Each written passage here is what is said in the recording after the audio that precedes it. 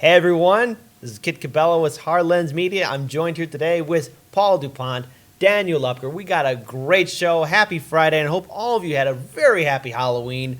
Look, we got a lot to talk about, and so this is a huge news story. We got a lot of news stories to talk about, especially on how this election cycle is going to turn out. I mean, it's incredible with some of the stuff that we've got here right now. So, with that being said, this is breaking news.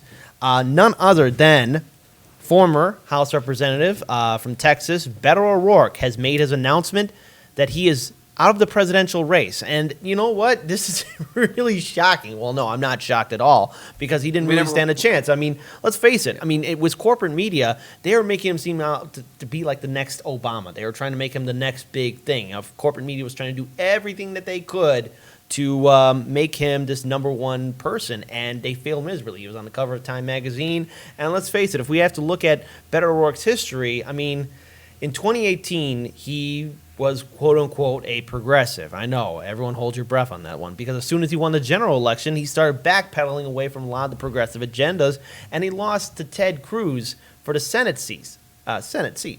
I screwed that up. We're live, folks. But at the end of the day, I mean, he lost to Ted Cruz, the guy who lost to Donald Trump. It really says a lot about his candidacy. And, you know, what was his message? I mean, it was really hard to understand it. And a table to be stood on for every American. Yeah, I guess so, standing on top of tables. And, of course, he does have at least his final announcements. In the spirit, I am announcing that my service to my country will not be as candidate or as the nominee. This is from the BBC, and Beto O'Rourke was basically struggling to really gain like a lot of attention, and eventually he was replaced by Pete Buttigieg, and we did a coverage on that some time ago. And you know, while we look at his candidacy, I'm very curious to see who he might throw his support behind. Now, I'm going to assume, and I think we can kind of predict correctly, he might go for an establishment candidate. However, I've got two positive things to say about Beto O'Rourke. I know, I'm as surprised as you guys are. Number one, when the media was asking about Bernie Sanders' heart condition and whether or not he was still fit to be in the presidential race, Beto O'Rourke came to his defense. And then when Hillary Clinton made these false accusations towards Representative Tulsi Gabbard, whether Tulsi Gabbard was a Russian asset, Beto O'Rourke was quick to say, no, there's no proof behind it. These are false allegations, and it's wrong for Secretary Hillary Clinton to even say these things. So, I mean, hey, two positive things to say about Beto O'Rourke, but let's see where it comes out in the long run. Paul and Daniel, I know you got some words I think at this point, any candidate would not want the support of Beto O'Rourke. I think he's toxic at this point. Just in a little bit of a retrospective, don't forget that a lot of the reason he lost his Senate race to Ted Cruz and a lot of the negative coverage that he's been getting throughout the Democratic primary is in large part due to the fact that Dave Sirota had such great reporting around his political campaign contributions, the amount of money he's been receiving from the petroleum and oil and gas industries, and how he's voted. Behind Ted Cruz. Right, yeah, he's voted very, very consistently with them. And so the skateboarding, hand-waving table stander just is not someone that anyone wants support from or cares about. So good riddance. I wish you the best, Beto. So actually, I would even say that someone who stands on tables needs support. I mean, almost by definition. So Beto, incredibly corrupt, took so much money from oil and gas. We've talked about this. I remember back when like TYT was promoting him before like anyone knew who he was. To give not to throw any shade on them, because they, you know, back then it made sense.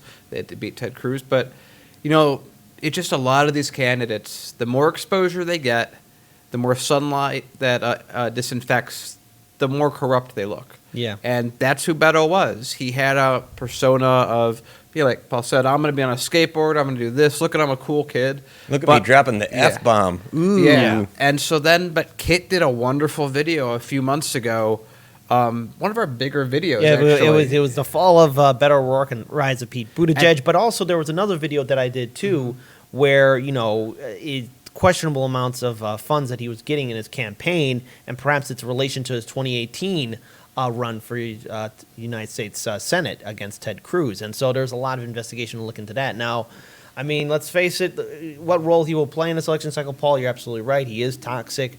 But then again, who knows where his support will go behind, but I think it'll be centrist. So I think that there's two parts to him. He has some money, So someone's going to want him for money. And if we say who wants him for money, well, I think Biden's really desperate for money right now, and he would probably cut a deal. But I think really what it comes down to is, again, that video that Kit did. We predicted that Beto got completely replaced by Buttigieg. He was the younger, better version. He was, as we called, we have Uncle Joe, Cousin Joe, which is Beto, and then Nephew Joe, which is Buttigieg, because they basically all have the same neoliberal personalities. So we just lost an uncle today that no one really knew they had or cared about. a cousin. A cousin. Yeah, Thank you. there Yeah, you it's go. I've already lost it on there. So, Beto, I'm gonna send you out. We have you in our board. We have one image of you.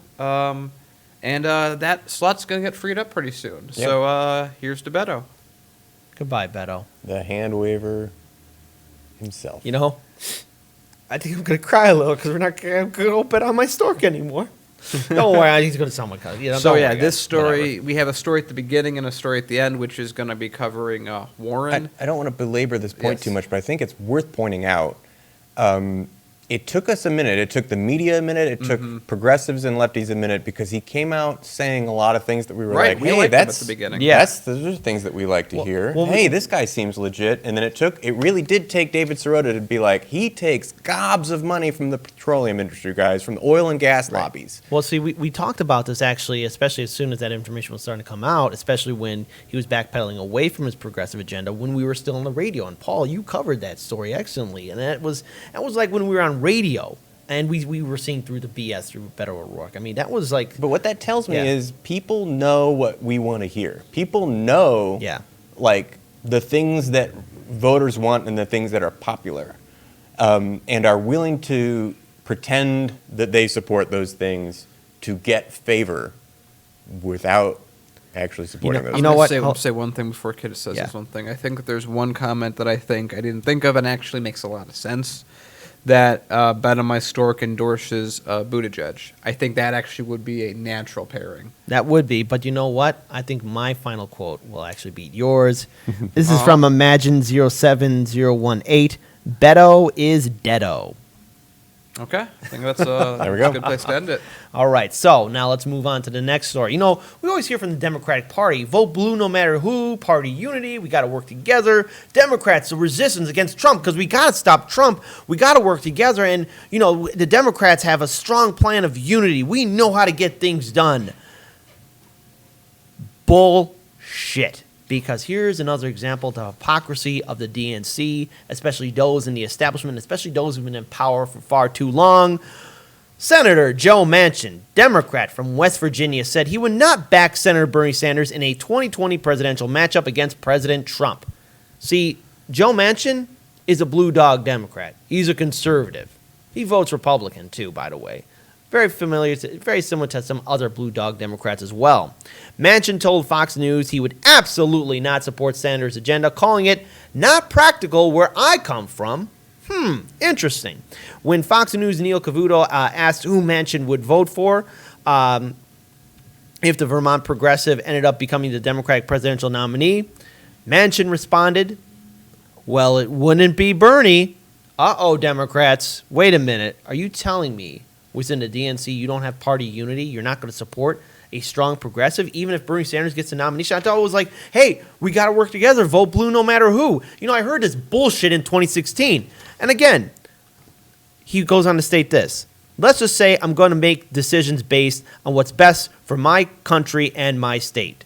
Joe Manchin represents a state that Trump won in 2016 for a race for the White House by 40 percentage points. The West Virginia senator endorsed the Democratic presidential nominee Hillary Clinton that year, but later said he regretted doing so, giving her critical remarks about the coal industry.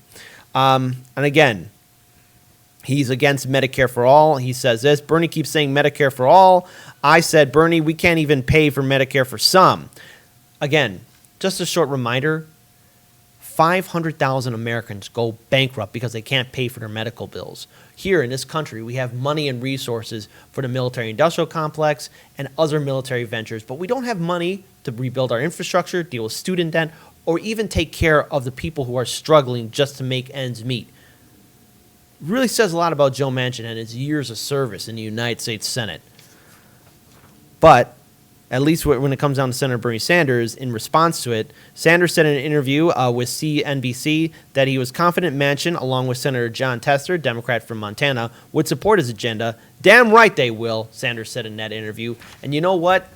Here's the thing. We got to get rid of these neoliberal centrists that are in the United States Senate and in the House right now. Because, let's face it, they would rather lose this race to Trump than have a progressive in the White House. And these Democrats who have been in power for so long are just turning a blind eye to what's really impacting a lot of Americans. We have a lot of problems wrong. And somebody like Joe Manchin, we can't even pay for Medicare for some. Well, here's the reason why we can't pay for Medicare for some. Because of the influence of the insurance industry in our politics. Because we have such a corrupt system. I'm seeing Paul right in some Do you comments. guys remember, I mean, maybe you've seen some of this recently. There are these, memes and things that get shared around among left-leaning Democrat voter circles that are things like, everyone be prepared for whoever the nominee is. That's who we have to support. Vote Not blue, no everyone matter is who. going to be, your favorite. Not everyone's going to pass your litmus test, but everyone be prepared to vote this orange Cheeto out next year. Everyone.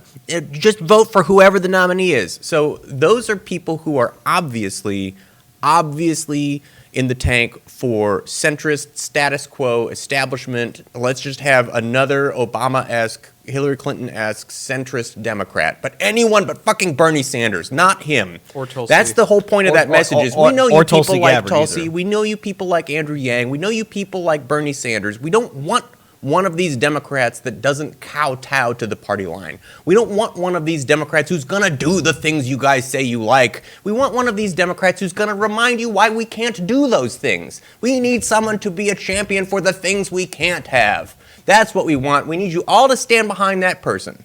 You know what? And when it comes around to this guy who's saying, if it's Bernie Sanders, I'm voting for Trump, I wonder, were you in the contingent of people that were sharing those memes that were like, oh, you got to support the nominee? Because this seems like, oh, there's a word for it, or phrase rather, it seems like double standard is the phrase I'm looking for. Yeah. And Paul, I like that middle finger salute that you were doing. So let's go into this. This reminds me, like everyone forgets, like even today, like the amount of people, especially on Facebook. Interesting, it's on Facebook.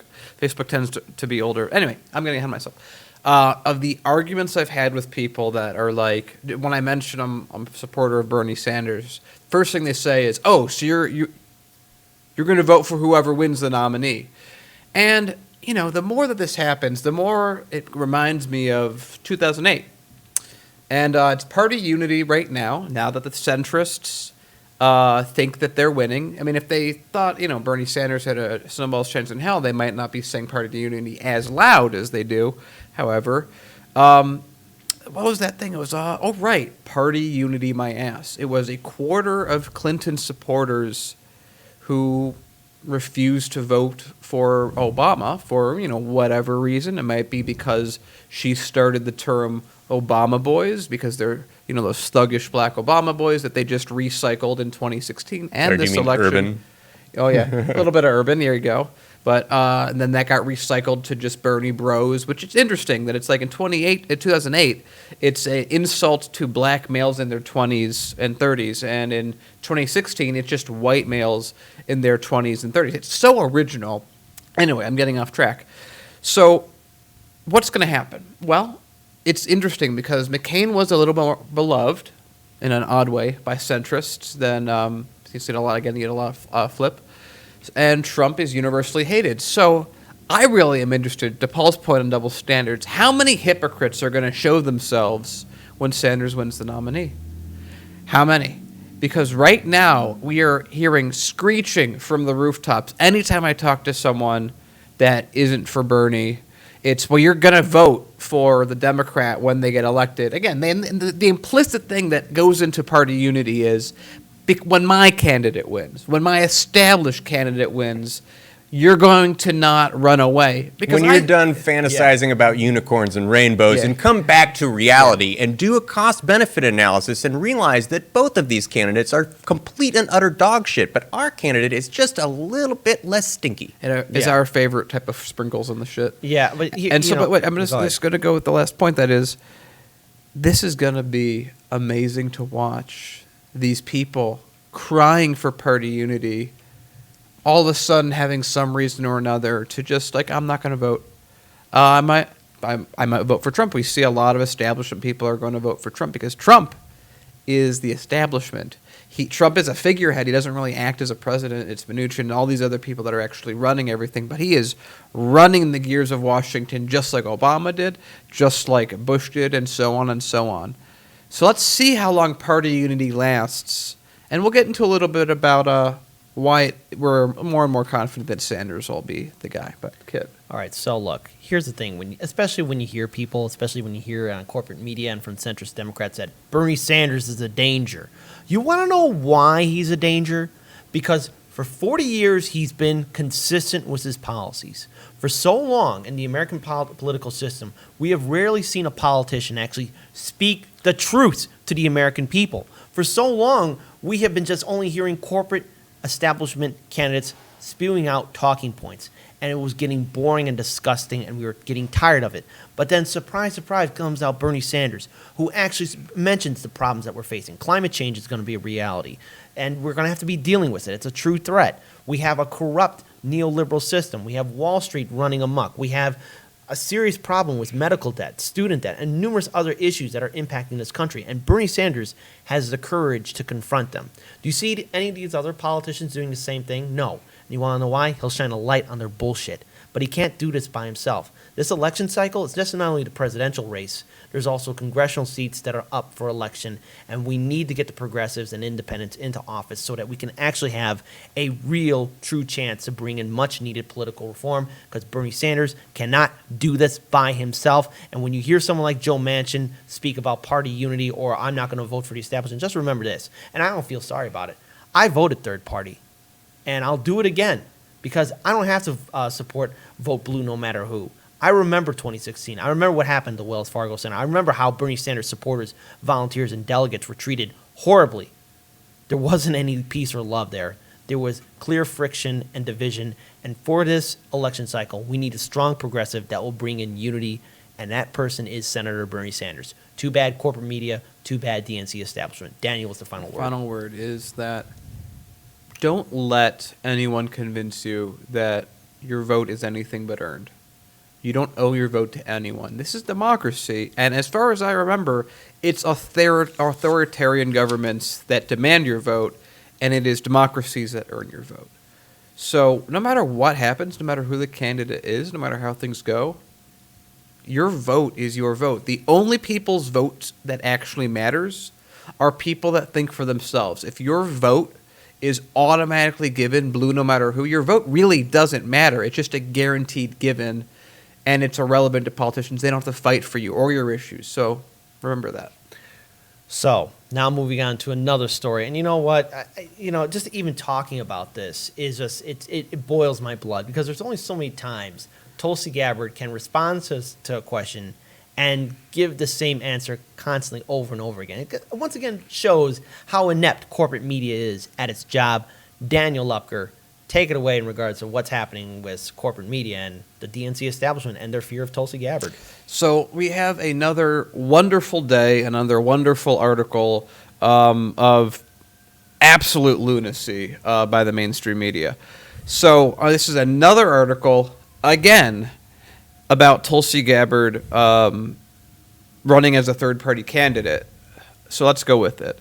I'm going to use my my sarcastic voice again, just trigger that in. Mm-hmm. Is Tulsi Gabbard running to... We're live, everyone. There we go, using Kit. There we go. Thank you. Live, folks. We're live. Thank you very much. Is Tulsi Gabbard planning to run a third-party presidential campaign? And if she does, will it help President Trump win re-election? In a never-ending cycle of Democratic angst over the 2020 election, those are today's leading worries. Yeah, leading. Really? Okay, continuing. Democratic presidential candidate has appeared in far more headlines than her 1.9% national polling average would seem to merit. Yeah, that's always a good point when they bring that up. She's polling at, to your words, 1.9%. So why is 10% of media dedicated to telling her to run third party? Let's continue. In a recent interview with former Barack Obama campaign manager David Plouffe, Hillary Clinton implied that Gabbard might be a Russian asset. In that country's effort to help President Trump, Gabbard, an Iraq veteran who has staked her campaign on ending opposition to, quote, only thing quotes, endless, and then regime change wars, in quotes, as if, I don't know, this is a crazy statement. Who thinks that we're really in endless regime change wars? I'm not going to take it seriously. Anyway, responded by calling Clinton the queen of warmongers, embodiment of corruption, and personification of the rot that has sickened the Democratic Party for so long. The back and forth distracted from the larger point Clinton was trying to make. Oh, right, Clinton makes these really large points, like, hey, Saudi Arabia, give me that money. That Democrats should be worried about the possibility of Gabbard running as a spoiler and siphoning votes from the party's nominee. Now, I want to just pause in this article for a second. Kit, you had a great, let's do a little role play. Okay, So, first, hold on. I got to read a wonderful live stream chat from Cannabis Sativa. If Tulsi only polling at few percentage points, why are people so threatened of her? The reason why is because she took on Hillary Clinton and won, and corporate media couldn't defend the queen of warmongers. It's deeper than that.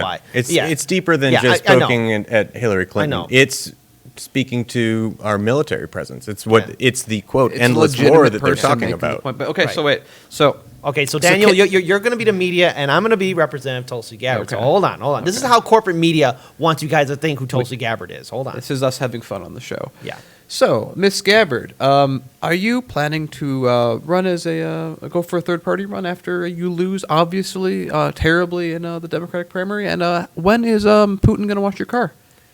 No, I will not run for third party, comrade.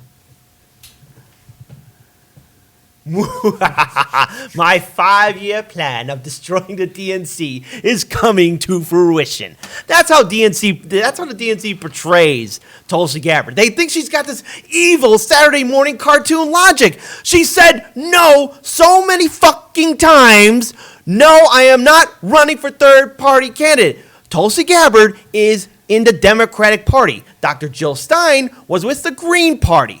They are two different people from two different political fucking parties, yet corporate media, with all its resources, keep asking Representative Tulsi Gabbard the same fucking questions. They're not asking her anything about policies. They're not asking her anything about how she wants to help out average Americans. They're only saying that, oh, she's a Russian asset, an Assad apologist. She's running as third party. She has answered these questions so many times. I'm impressed with her calmness. I'm impressed the very fact that she hasn't snapped at one of these dumbass corporate media reporters. They're not asking her anything. In fact, if you want to really hear Tulsi Gabbard speak truth to power, you want to hear about her policies, check out Jimmy Dore's interview with her, check out Nico House's interview with her. Hopefully ours pretty soon. Yeah. Hint, hint, nudge, nudge. Tulsi team, if you're watching, please, come on. You know, check out her interview on both times when she was on Joe Rogan's show.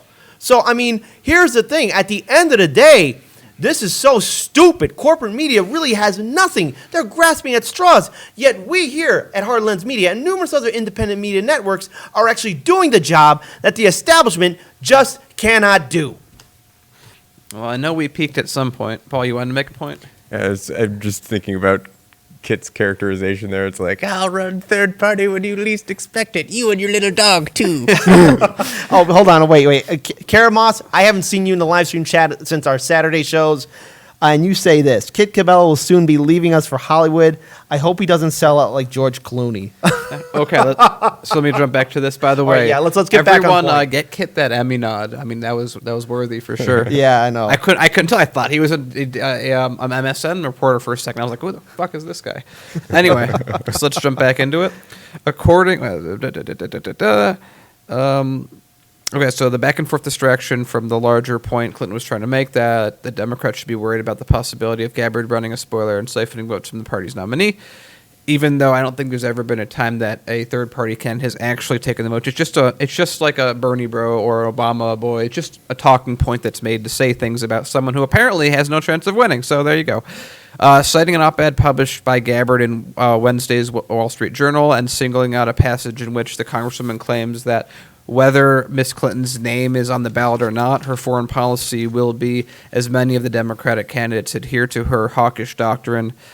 He argues that Gabbard is now heavily hinting at a spoiler campaign to help Trump. Now, I want to remind everyone that this is the same mainstream media who sees what was the guy that hung himself, that didn't, who am I thinking of, in the jail, the guy that had the pedo ring? Jeffrey Epstein. Yeah. Epstein. So this is the Yes, same yeah, mainstream Jeffrey media. The guy that got suicided. Yeah. Yeah. This is the same mainstream media that Suicided. sees that happen and goes, no, there's not. Anyone who says that there might be more than meets the eye is absurd, and we shouldn't take seriously. We're mainstream media. We don't believe in conspiracy And theories. we definitely shouldn't look into this. And we definitely shouldn't look into this. But they also say, Tulsi Gabbard has said on camera more consistently than Elizabeth Warren said that she's for Medicare for all, that she's not going to run for third party. Absolutely, for sure.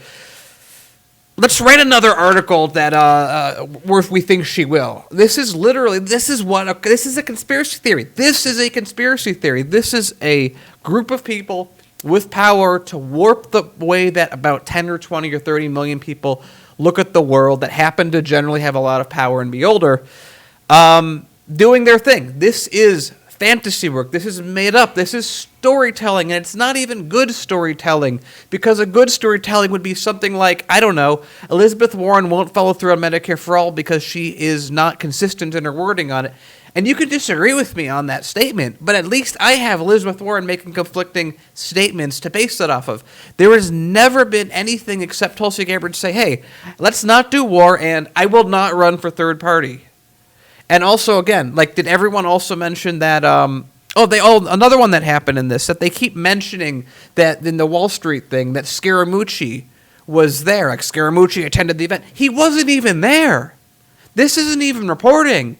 This isn't even rent was due. This is just, we don't know what to do. Every time we attack Tulsi Gabbard on anything, she wins it. So let's just say she's going to run for third party, because if there's one thing Americans hate, it's third party runs. This is them having no idea what to do. This is their heads exploding. This is blood on paper. It just looks like ink. As a veteran, I am insulted by the treatment that Representative Tulsi, that Representative Tulsi Gabbard has been getting by the establishment media. I'm disgusted by it. 16 years of loyal service in the Hawaiian National Guard, and as soon as Clinton starts calling her a Russian asset, the media almost ran with it. And let's not forget that the New York Times did a very sneaky edit when they replaced Russians with Republicans. Yeah, so, here's the thing, corporate media. You're not doing your job. You're failing at it miserably. I know, Paul, you want to add in something? Yeah, this is a deep topic, and it's important. And I think there's room both to admonish the mainstream press and mainstream politicians for their underhanded shenanigans. They're basically leaning on the mathematical calculus that, hey, our system tends toward two parties, and therefore voting for another party is kind of folly. It's not going to really do anything from a mathematical perspective, but that's backed up and ignores the fact that these two parties serve the same masters, apparently. It's basically like, I know you'd like to go to a beach, but your choices are death by asphyxiation or death by hypothermia, so you've got to choose. The other thing that I think is worth pointing out is what Tulsi is doing that is so inconvenient is not that she's running a good campaign or that she's getting popular. It's that she's doing that while admonishing the military-industrial complex, while admonishing the current legislature and the current administration and the previous administration, and saying we should not be in these wars. We should not go around the world seeking to overturn dictators who are not being favorable to our geopolitical whims. The rest of the world doesn't owe us the things that we just demand of them. They are sovereign nations and they have autonomous will, and just because we declare a nation or a nation's leader as a dictator doesn't give us international justification to go in there carte blanche. There is another side to that, and that is us. Those of us who are fans of Tulsi Gabbard, those of us who appreciate the fact that she brings up this type of overt American empire militarism on the regular and is extremely inconvenient to those in power, to those in the media, to those in government, that's all wonderful. I would like to see a little more advocacy for the people in Palestine, the people in Gaza. I would like to see us stand up and say, hey, we need to question what we are doing with our alliance with Israel and the $30+ billion a year we're giving them that they apparently are using in genocide. She talks a lot about Yemen and Saudi Arabia and the greater conflict in the Middle East. Yeah. But I would like to hear more about our involvement with Israel and Palestine. And see, and that goes why we're here, why we created this thing here at Heartlands Media, why we created this independent media network here in Chicago. Because I feel like, yeah, we need to be critical, Paul, of all our candidates, even if we like them, including Senator Bernie Sanders, Representative Tulsi Gabbard, AOC, Ilhan Omar, Rashid Tlaib, you name it, all the progressives. We got to be critical of them. Because remember, they are people, and they do make mistakes, and we got to hold them accountable and got to make sure that they stay on point. But the way corporate media is doing its job right now, it's disgraceful. So I'm open for criticism. Yeah, let's be critical of all the candidates. Don't make them into heroes. Don't make them into pillars just to worship. No, we don't turn them into statues or anything like that. No, they deserve to be criticized a lot, all of them. But we got to do it in a correct way, and the way the corporate media is doing it is disrespectful, and it's causing more misinformation. Daniel, what's the final word? I think there's another heinous crime that Tulsi is guilty of that we haven't brought up. That when she was second in command at the DNC, she saw corruption and did something about it. Agreed. Tulsi, if you really think about it, Tulsi is a whistleblower. And we know how the U.S. government feels about whistleblowers, especially those that are in uniform. Tulsi, if you really take a step back and look at it, Tulsi is like, there's really no better person to argue the end of regime change wars than Tulsi Gabbard. She is a decorated war veteran. She's active duty. She has had very strong inroads with the Democratic Party. Has the highest security clearance imaginable. She is on veterans board. She's on all the boards and everything that you can be on in Congress. She's had on-the-ground experience. She understands the scale of the war. She understands the logistics, everything of that nature. And she's also, again, as a medic, saw all the bodies that are the result of this war. So if you're the establishment, you want someone like that to not be seen as legitimate. Because if people took Tulsi Gabbard legitimately and they weren't on Facebook believing this, calling her a Russian asset, thinking she's going to run for third party, they might change their mind about why we're in the world, why our empire exists and what it does. And to them, they have tried so long and so hard to not. People don't even think about this. How many Americans aren't even aware that America is an empire? It's a lot. Dude, yeah. And they have put in years and billions of dollars to keep it that way. And Tulsi Gabbard is trying to overturn that, and they cannot have that, which is why that's why we cover her, because someone has to bring the message that she's bringing forward, because it is so important, and literally every day, lives are on the line by not answering it. Yeah, and ask yourself this too. Could your representative in the United States House or Senate, whether they were Republican or Democrat, really ask yourself this question. Could they have done what Tulsi Gabbard did and stepped away as being vice chair? Probably not. Now moving on to another story.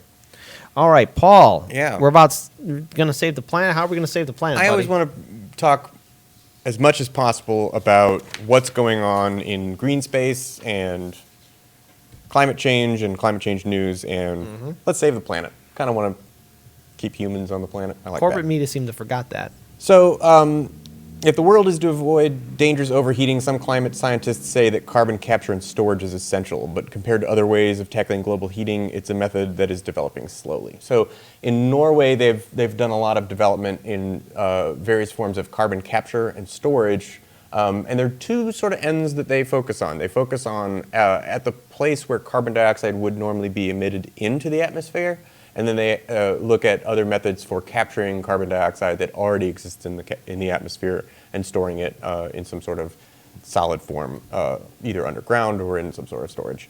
That's the kind of thing that is desperately needed and is a little bit underdeveloped and a little undercooked, but it seems like Norway's got most of the breakthroughs in that particular department. I want to keep this in the conversation. There isn't really a lot to say about this other than this is something that scientists are urging other countries to be more vigilant and aware about and try to put additional resources into advancing these goals. Carbon recapture is the kind of thing that is a net positive, better than just reducing your carbon footprint, right? So if you take public transit instead of driving a car, fuel is still burned. Like the electricity that's used in most countries, coal or other fossil fuels are still used. So carbon recapture is a way of minimizing those costs during a transition period toward making those energies completely sustainable. So as wind energy comes online, as solar energy comes online, as geothermal and wave technology comes online, as nuclear fusion comes online, these are the kind of practices that we can have to minimize any fossil fuel use that's needed for high levels of energy output for construction of those renewable energies to be minimized, its footprint to be minimized. Also, carbon recapture on the tail end is the more interesting and I think more long-term part of that solution that I really hope that more effort and resources go into. Can you imagine massive buoys going into upper atmosphere to capture carbon dioxide to bring down in solid form to be stored so as to take our atmosphere back to the pre-industrial era? Scientific estimates they vary a little bit, but I've seen estimates that are as high as the current atmosphere has something like 60% carbon dioxide content, where that 200 years ago that content was in the single-digit percentages. Like it's like half of the atmosphere we've just pumped up there as carbon dioxide. And the ability to recapture that and thus help to quell this feedback loop of heat energy that we have going on in our system, known as global warming or greenhouse gases. That's the kind of thing that we need to do as a long-term solution, right? Minimizing our carbon footprint only goes partway there. So I always want to put these in the forefront of everyone's minds. These are the kind of things that we need to advocate for our local and national representatives to fight for and advocate for. And hey, it's another thing we can look toward the Scandinavian countries for guidance about. Yeah. Look, climate change is a real threat to the human species. We've talked about this a lot on Hard Lens Media. And, we are going to have more superstorms, more droughts already in California. And I have family members that live in California. There's a large unchecked forest fire that's happening there. There are people who are out of power, who don't have resources necessary to make sure they can make it through the next day. We're going to be dealing with a lot of issues that are going to impact a lot of cities, not only here in the United States, but worldwide. And we need to have a collective, united effort to combat climate change. Sadly, the Trump administration refuses to talk about climate change. And you know what else is a sad fact? We have many people within the DNC establishment that take large donations from the fossil fuel industry. So we have an uphill climb. But if we don't address climate change for its threat, if we don't invest in technologies that's going to deal with it and help reverse the problem, human society could regress backwards, and we could be losing a lot of cities and towns that could probably never be recovered again. And you know what? I don't want to see that happen, because there could be a massive refugee crisis, the likes of which we have never seen. Daniel. So it's always very interesting how, 30 years ago, I should say about 60 years ago, people said global warming was a real thing, and then oil companies were like, right, we got to pay people off. So then soon after that, it was climate change. What's that? That doesn't sound like a real thing. And then that argument, if you want to call it that, evolved into, well, scientists are split. We don't really know. Coke says they're great. Pepsi says they're great. We really can't decide. And the current argument now is, yeah, climate change might exist, or even before the current argument, climate change might exist, but, humans didn't cause it. It just kind of happened. It fell into our laps. It's like, whoa, here you go. It's a natural cycle it's a argument. natural cycle. And now the current argument is, yeah, climate change is real. Humans are probably causing it, but we can't really do anything about it. It's too late. I think that is, beyond it being a wholly insulting thing to tell the human species is too big for them. I would have loved to see those people when D-Day was being planned. Oh, you're going to do a beachhead that big, that long? You're going to do this many spies? Don't even try it. You're going to land a man on the moon? You're gonna- Get out of here. Yeah, exactly. So Ask not what your country can do for you, but how you can remain sedentary. Oh, So, and wait, also wait, real wait, quick, wait, wait, Lainey wait, Peterson, super chat, $2 super chat. Oh. Thank you so much. Oh, yes. I love it when we have a for science Yeah. test. Thank you so Yeah. much. For Thank you. science. Thank you. So, but the point I'm trying to get at is, the second that humans decide that they want to fix this, it'll take a few decades to do, probably, but we'll do it. The only thing that's getting in our way is us. The only thing that's getting in our way is money and politics. The only thing that we have the technology most of the way through. We have, if anything that we don't have, we can create. We're innovative. We can do that. And I'm sure a bunch of people since it's been everywhere. Like Mr. Beast is like, I'm going to plant 20 million trees. You guys been following that at all? I've seen him do that. It's pretty. Well, I mean, He's raising whenever money. he does that, I mean, he always follows through. I'm pretty impressed by that. They said they're raising $20 million because it's like it's not about that. Is that going to solve climate change? Because it's the weird thing that I see on like Fox News articles on it. It's like, oh, this YouTuber thinks he can solve climate change by planting least he gives a 20 shit. million trees. At least we he would have cares. to plant enough trees to cover North America for that to work.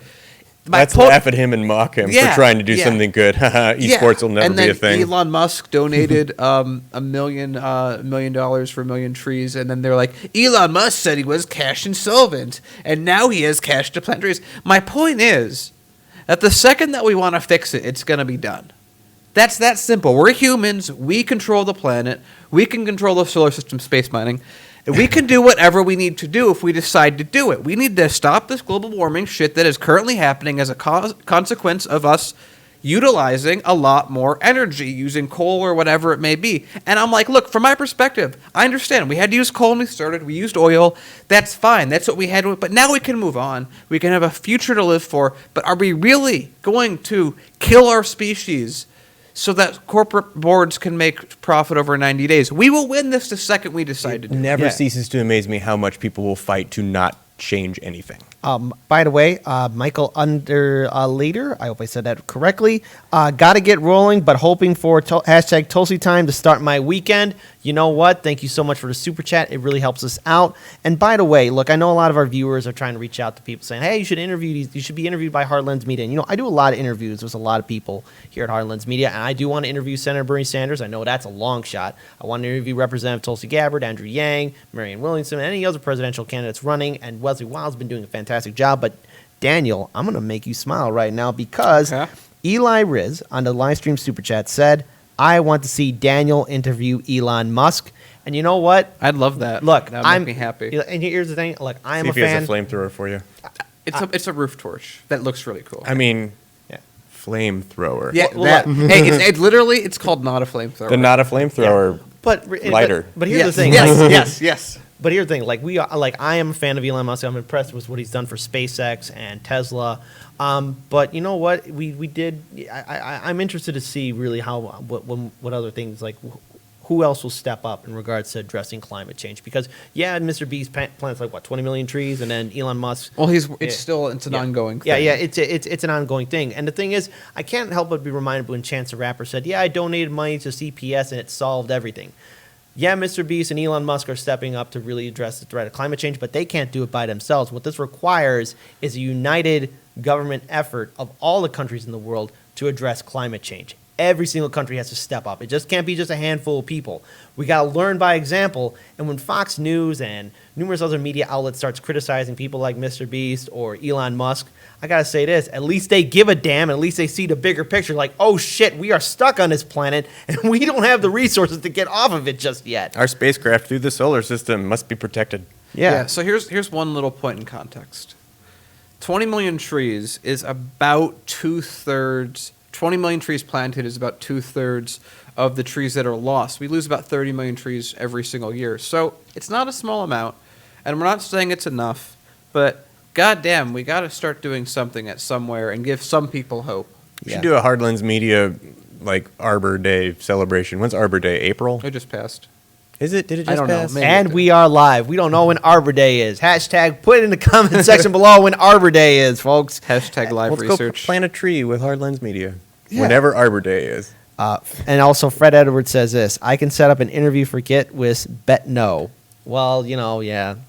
Oh, we got Well, another- yeah, but now moving on. No, we got We got another super chat. Kate, I got a phone call yesterday from Anthony Clark. That's fantastic. Anthony Clark has been interviewed by Heartlands Media, and almost a dozen times. I think right now he is now the VIP, the most interviewed person on Heartlands Media. We've interviewed him early on during the 2018 election cycle, midterm election cycle, Yeah, and when we Yeah. were really first starting and we were running around the city doing interviews, like we kept running into him. Yeah. So it was him and Daniel Biss. yeah, he was. But Anthony Clark was always and out there Aaron in the front line. Aaron Goldberg or Goldstein. Aaron Goldstein, not Goldberg, not I the corrected wrestler, myself. not the wrestler. Yeah. So we've interviewed Aaron Goldberg, Daniel Biss, and Anthony Clark. Those are our most. All of them Yeah. 10 times. And Andre Vasquez. Andre Vasquez, yeah, number 4. Actually, but what's ironic is we've interviewed them a ton there. Have we had any of them in the studio? I don't think so. Not the new studio. Not in the new studio, no. And I know Andre is like that way. Yeah, so well then let's make it Oh, happen. we got Dustin Price. Dustin Price, Thank $1. you so much Thank you for guys for the $1.99. super chat. Really helps Thank us out. you guys so much for the super But chat. while we're in a wide screenshot, or maybe Oh, we should, okay. because we're gonna have it's time. It's a certain time to. You Oh. know, yeah, certain. It's a special time here Okay, at I'm Heartlands ready. Media. No, it's not Tulsi time. As much as I want it to be, ladies and gentlemen, boys and girls, children of all ages, it is time to Biden it up. with Corn Pop. Oh my God, I can't believe you even used that story. Here. Yeah, if you guys don't know, that's the image with Joe Biden at the swimming pool that he claims to have been a lifeguard at. That's not. That's a far more recognizable image of Joe Yeah. Biden doing far maybe creepier we got things. another one. Yeah, I got some more. Let's see, we got up. There he is. There's Joe. Aviators. Look how cool I am, taking away your health care. Okay, then we got the last one. We got show you everything. You know what? I'm not going to show you everything. You're going to have to wait for another time to see our last picture. So why are some we talking suspense. about Biden? Well, this is an article from The Hill where it's acknowledging that Senator Elizabeth Warren and Senator Bernie Sanders are ahead in the poll. A new poll shows a tight race in Iowa with Senator Elizabeth Warren and Senator Bernie Sanders in the lead. The New York Times Sierra College poll released Friday showed Warren was 22%, Senator Bernie Sanders was 19%. Indiana Mayor Pete Buttigieg from South Bend was 18%. And in fourth place, the inevitable likely choice at 17% and falling constantly more and more in the polls. The people that everyone says we got to fall in line, including Joe Biden himself. Joe Biden is in fourth place. And this goes on to a bigger picture that we've talked about, that we talked a lot about on Heartlands Media. Joe Biden is a horrible, flawed, miserable candidate. He failed in 2 other presidential races, one in 1988 and one in 2008. What did he think he was going to do in 2020? That's why I said to Paul and Daniel, I didn't expect him to get into this race because of so many epic failures that he's had and how many times he's been on the wrong side of history. The more Biden speaks, this is the same problem that Hillary Clinton had. The more Joe Biden speaks, the more people realize that I don't like this guy. And the only reason why he was getting so much fanfare and attention was because he was Obama's vice president. And there were all the funny memes about him taking on Trump. And everyone was wondering, well, will Biden step in the race? As soon as he stepped in the race, and let's face it, we have evidence to show it too. He failed miserably in all 4 of the Democratic primary debates. You're expecting us to really believe that he's a front runner? No, he's going to fail. Which is why I find it interesting now that the media is very silent on, especially on the rise of Bernie Sanders and his progressive movement. Now, yeah, it's addressing that Elizabeth Warren is ahead in this poll, but there's a bigger picture to look at, and that is all the people that they were expecting to be the front runner or the inevitable person to win. Mayor Pete Buttigieg, Joe Biden, Kamala Harris, Cory Booker, Beto O'Rourke, who's now gone, and numerous other, Amy Klobuchar. They're all falling. They're all failing. They're losing because they don't have what it takes. And Biden's campaign is running out of money, which is why he has to get super PACs. And that's the problem with this system that we have, where money is speech and corporations are people. And now that Joe Biden has a super PAC around him, well, guess what he's going to do? He's going to start listening to the donors. Anytime the donors start telling him to start talking certain talking points, he will definitely obey their command. And to quote Donald Trump in the first Republican primary debate, remember that Trump said this, I give these people money, being the politicians, I give these people money and they do what I say. Joe Biden, as soon as he gets that corporate PAC money, he's going to do what they say. You really think he's going to follow through with any quote-unquote progressive policies? He's never going to do it, which is why he's falling behind. This says about a bigger picture. Look, a lot of young people, a lot of young voters, especially people coming after us, the millennials, they don't care about Joe Biden. They're not interested in him. He has old ideas, and he's out of touch. And I'm really curious to see the mental gymnastics that the Biden campaign is going to pull off in regards to saying that he is the inevitable front runner. And corporate media, once again, great job in, proving that he is the front runner. You guys got how many money? You got what? Your multi-million-dollar organizations? Yeah, you got it wrong in 2016, and you definitely got it wrong during this primary too.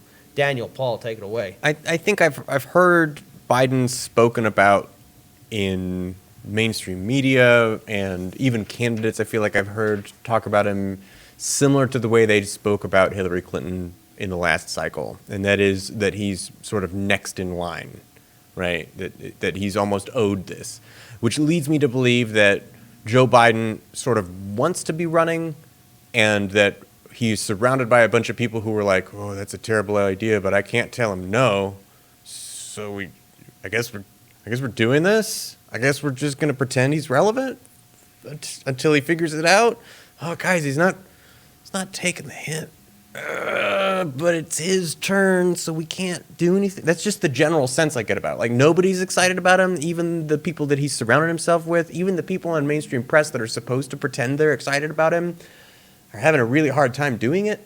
So part of me wonders that, and that maybe the people that he's surrounded with are just sort of there by obligation. But part of me is thinking that centrist establishment class of politician sort of wants Biden in the race to continue to split things up, and so that they're there to prop that narrative up, but maybe don't really take it seriously, but are just going through the motions. It is really, really hard to read because in no rational, sane political landscape is anybody going, that Joe Biden guy's got some fresh ideas. Nobody is saying that. Zero people. So Biden is, I think to your point with Hillary, I never took the idea that Biden wanted to run as much as I think people made him run and said, Joe Biden, you're going to run. I felt like people around him were vocally and publicly saying, don't do it, Joe. Don't do it. Like Obama said that very publicly, like, you don't have to do this. Obama's still not endorsing him. That's the thing. So if Obama's saying no to Joe... But Daniel, you're seeming to imply that maybe the people around him or others found benefit in it? Yeah, so I think that what I'll say is that the difference between like him and Hillary is that in 2016, people still thought it was a good idea. Where in 2020, half the party is like, yeah, I think this is not a good idea to have a creepy old man who smells people's hair, whether they're adult or child, and who has all these different issues that's against busing. I mean, Biden's just a walking contradiction inside of another contradiction. He just doesn't know what he's doing. He seems to not know where he is at any given time. I don't think someone like that would want to run for president. I think that there's certain people around him that have money that are like, Biden, buddy, you should run. But I also think it's in the strategy that we've been talking about this entire election, which is throw something against the wall and see if it sticks. And I think once Biden gets into the race, that's when his ego takes over. That's when he's like, I'm Biden, now I'm going to win. But I think he had to be convinced in. That's just my personal view on it. But now that Biden's in the race, he thinks he's busy, acts like he has it completely down. Like, oh, everyone said I'm going to win and I'm going to win. Which I think is what happened. Everyone said to Biden, hey, you should run. Everyone loves you. Obama, memes, everything, you two together. It'll be great. And it's the super old school Hillary Clinton type thinking that's going on. Then you have your Warren camp, which is a little bit different, a little different version of Hillary, a little more modern, a little more, okay, let's give the people something. You have your Kamala camp, which is kind of in that same group. But Biden was never going to win. That's why we made that bet like a year ago. And again, how is it, I say this again, I feel like this is becoming a regular thing. How is it that us, three of us, Hardlands Media, a year ago, saw this coming and made a bet on not just if Biden will drop out and not win, but at what time? Paul, we still have, you say, after Super Tuesday? I'm still at New Hampshire.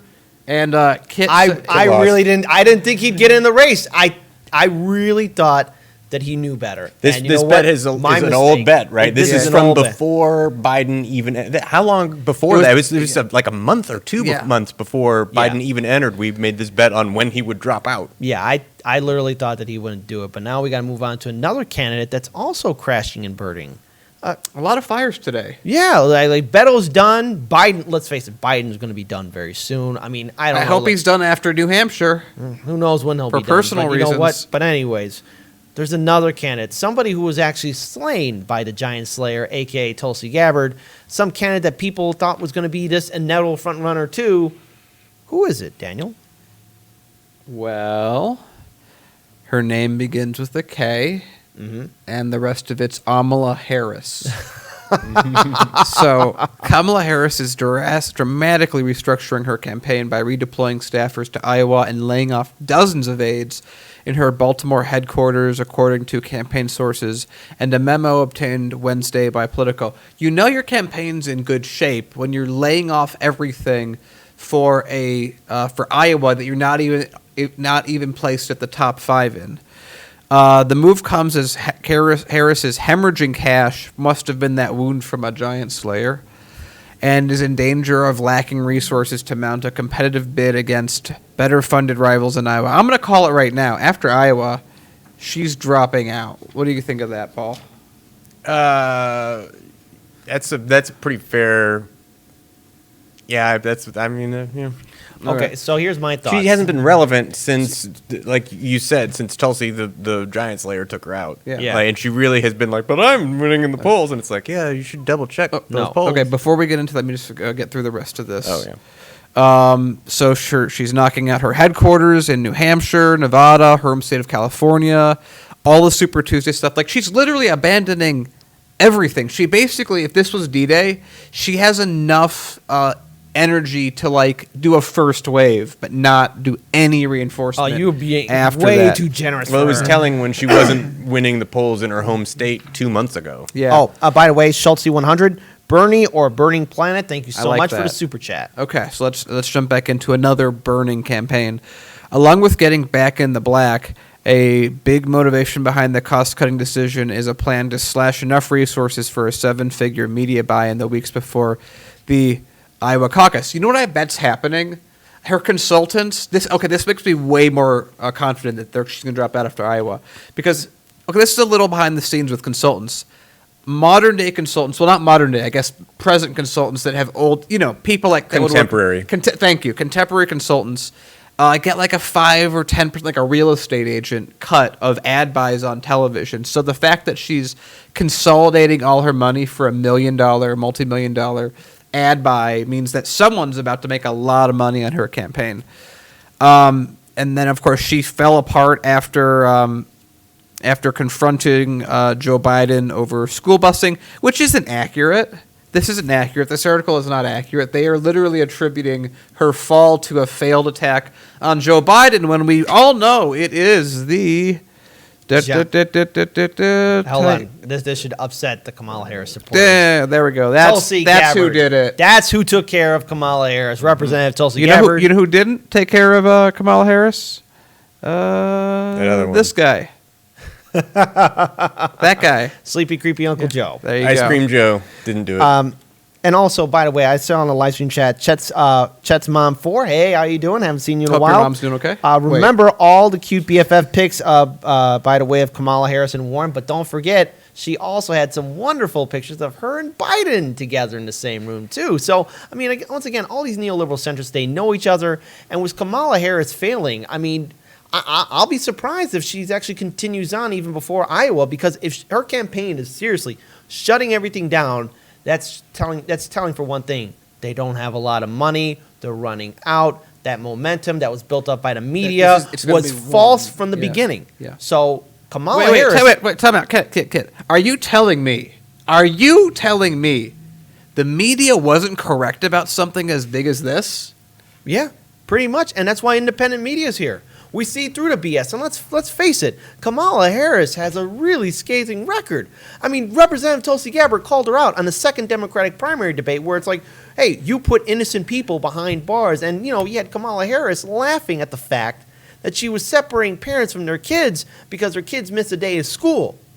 Really, that's going to help the kids go more to school? Oh, mom and dad's in jail for 10 or 15 years, 2 years, doesn't matter. You're sending a kid's parent to jail for a bullshit reason. Kamala Harris, no wonder you're failing. No wonder all your offices are being shut down. And you know what? You're not going to make it in Iowa. Too bad, so sad. It's done. It's over. The best thing to do is do what Beto O'Rourke did.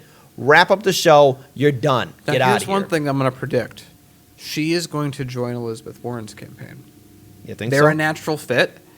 They have very similar bases.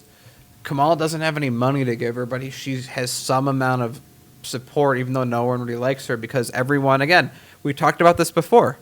You could literally say the reason Elizabeth Warren is doing as well as she is also because of Tulsi Gabbard. Because all that happened was Kamala had this vote. Now she has this vote. This vote right here got taken by Warren, which then, of course, ticked Beto O'Rourke. A lot of his vote went into it because they all have basically the same voting base, which is upper middle class, generally white males. I think those are called Bernie Bros, but I might be wrong. Yeah.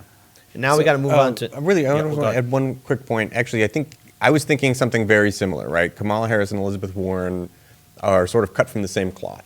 And by that I mean they both advocate for extremely technocratic solutions to problems. So while Andrew Yang is promising voters $1,000 a month in your pocket, right? Kamala Harris is essentially promising $500 a month through a really complicated tax credit system. Which Right, probably the thing takes is not to $100. empower individuals, but to say, don't worry, everyone, we're going to solve, politics is really grimy and it's really difficult and it's complicated. So we're going to solve the problems behind the scenes, and please don't look at what we're doing. We're going to pull the levers in the back rooms and make sure that it works out great for you guys, but please don't look at our work very closely. So That's their strategy. Yeah.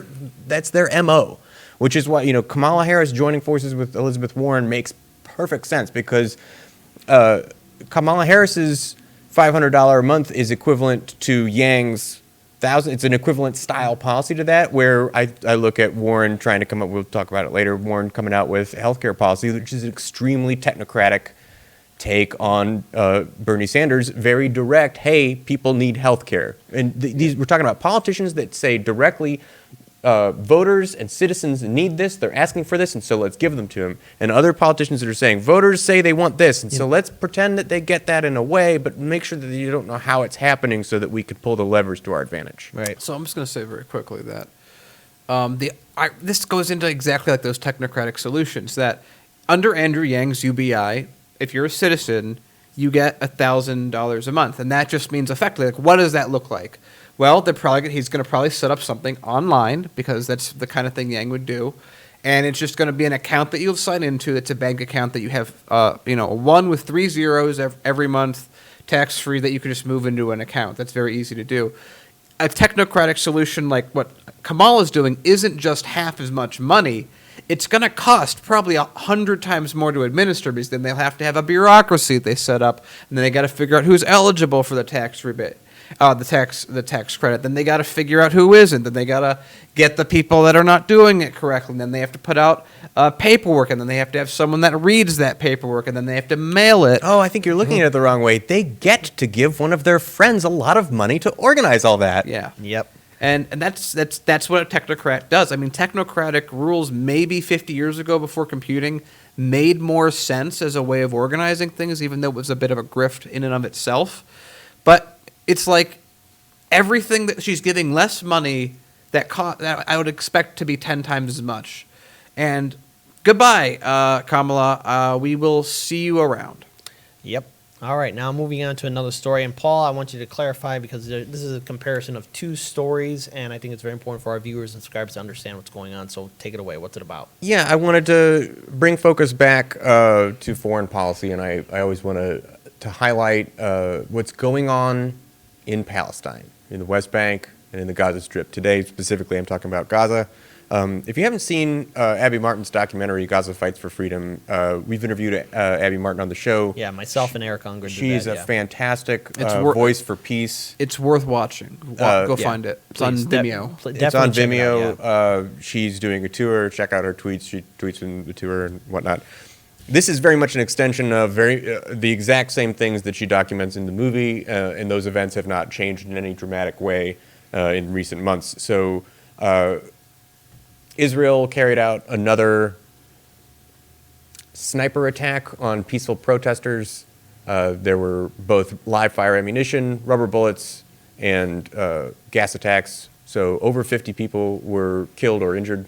I'd say 50 people were actually killed, and I think it was over 100 injured.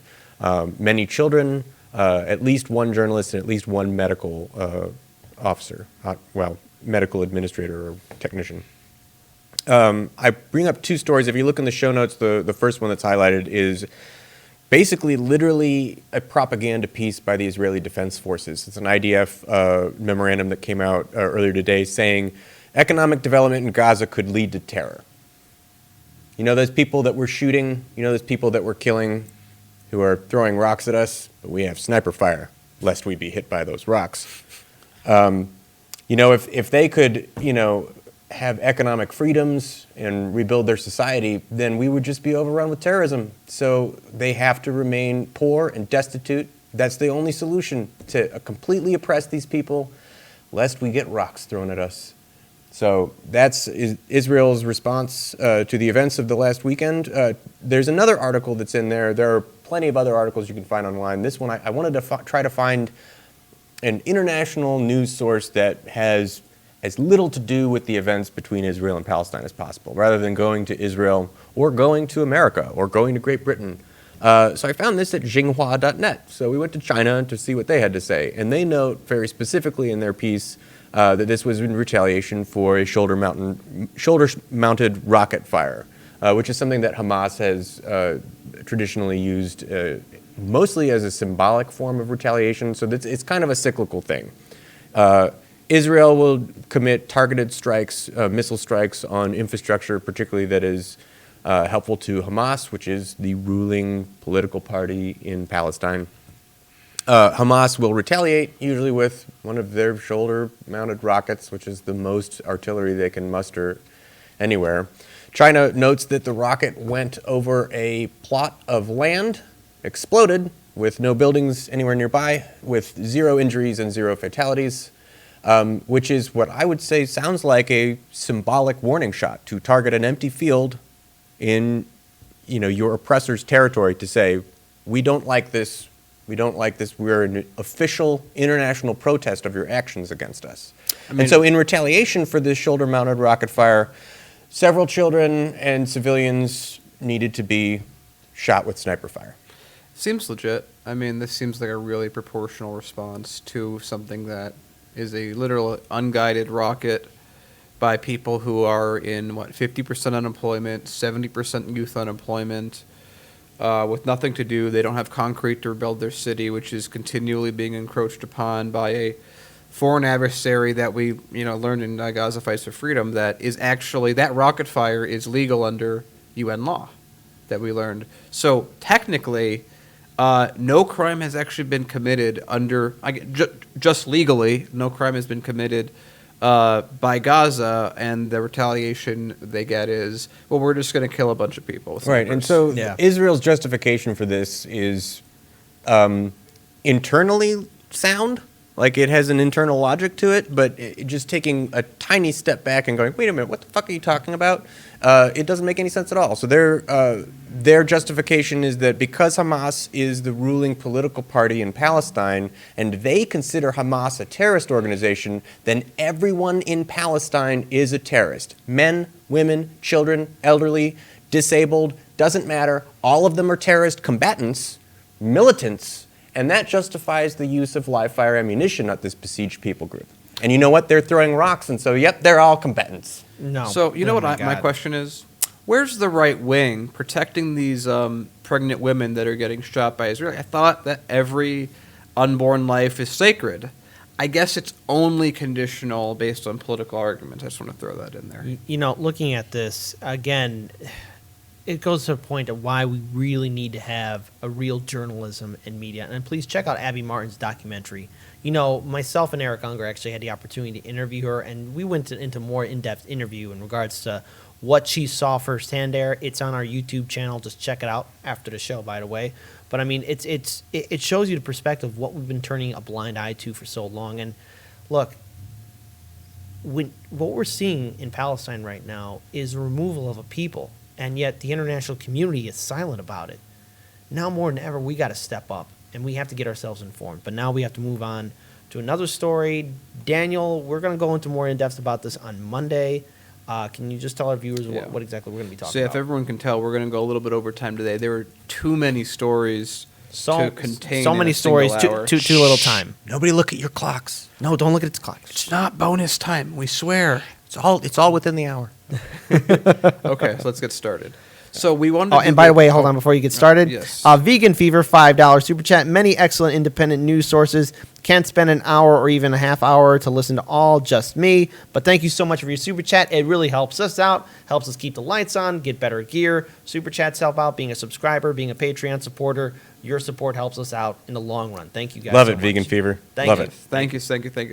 All right, Daniel, take it away. So let me just jump this back in. Okay, so let's talk about Warren. So we're going to go into more depth on Monday because it just came out. We want to really sit down and look through it, but I skimmed a bit of Warren's paper. Like everyone's calling it a plan, like it's an actual plan.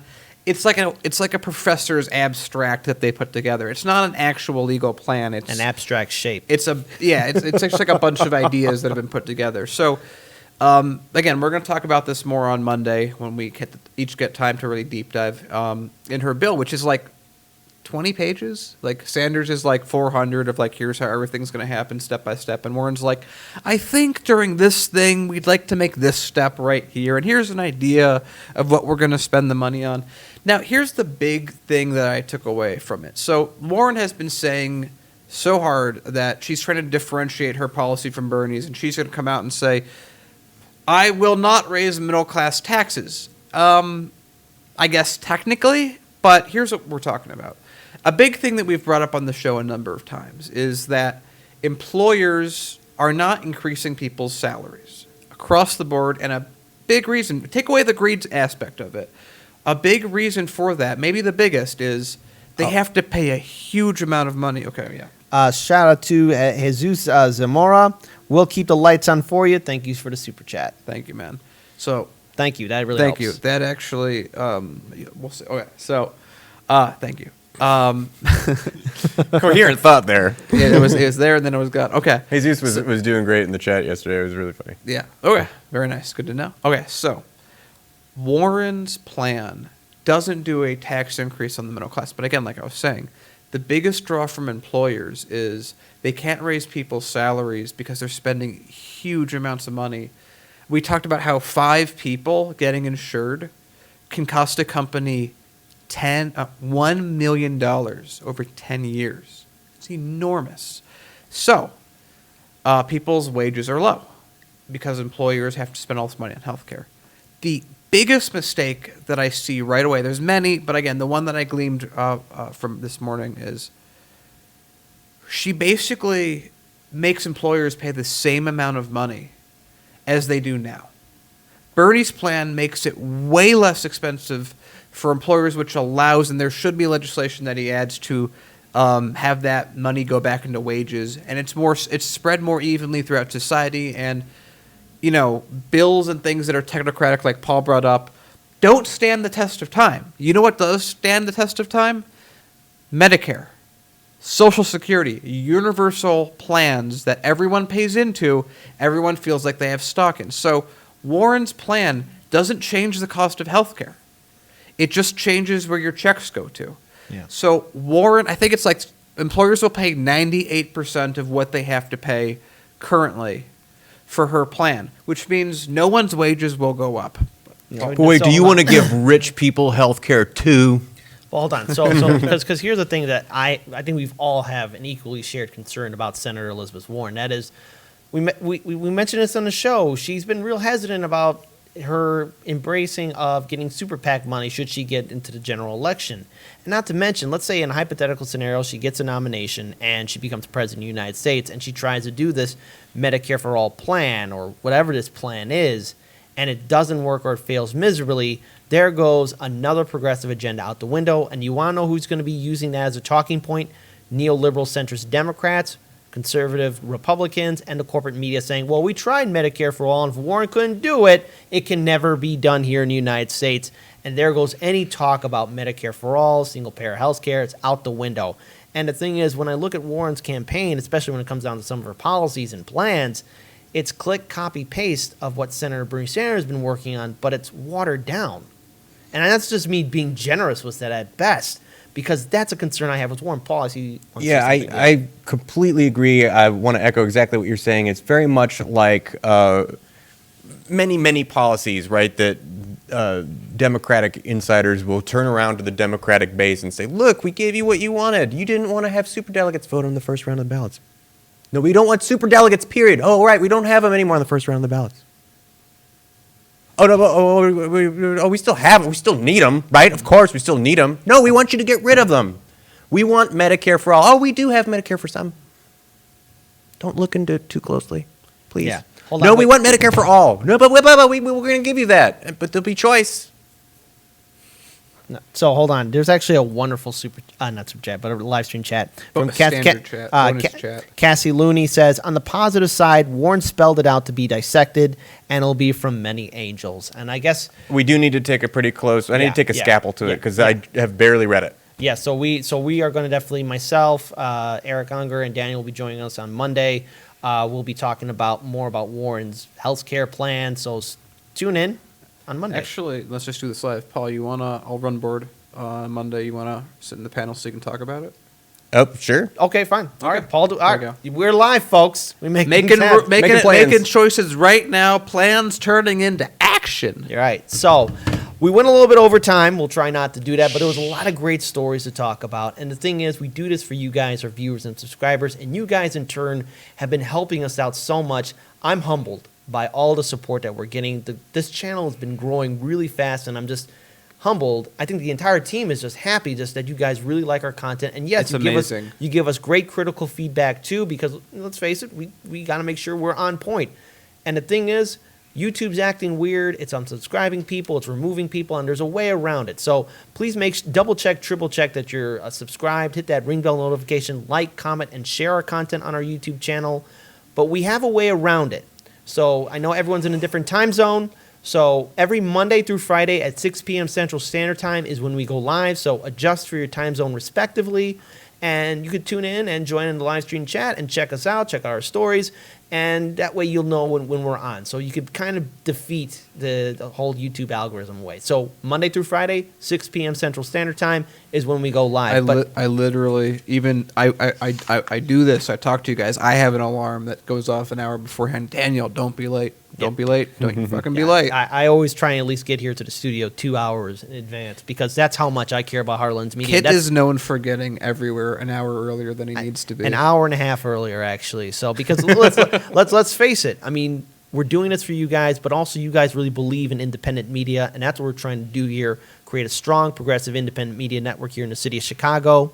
And if you want to help us out, in the description box below is a link to our Patreon page. To all our viewers and subscribers, if you want to be a Patreon supporter, it'll help us keep the lights on, get better video equipment, audio equipment, lighting, everything, because we really want to build this thing up. And to our Patreon supporters, there's a lot of perks. We're working on making some more additional content, but one of the perks is that you join the Hall of Heroes, and we read your name out because you guys are helping us out so much. So, let me clear my throat. There we go. We have the list of the Hall of Heroes. And yet, even though it's growing, it's eventually going to get to 100.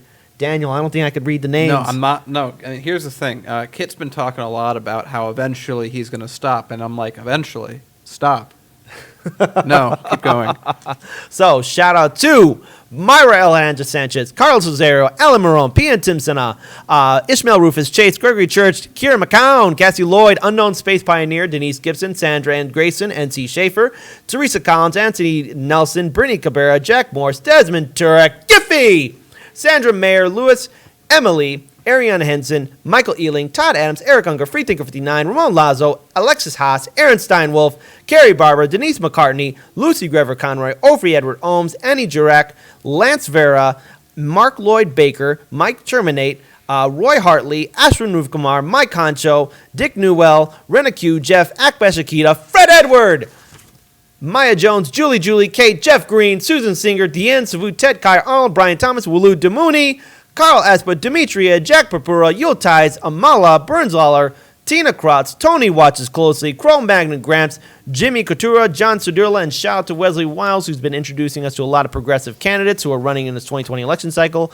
Patreon supporters, you guys are the main heart and backbone of what we do. Shout out to our live stream audience and to our YouTube subscribers. If you want to help us out, please consider being a Patreon supporter. With that being said, I'm Kit Cabell. This is Paul DuPont. This is Daniel Lupker. We here at the entire Heartlands Media wish everyone a safe and happy weekend. Tune in next week, Monday through Friday, 6 p.m. Central Standard Time is when we go live. Peace and take care.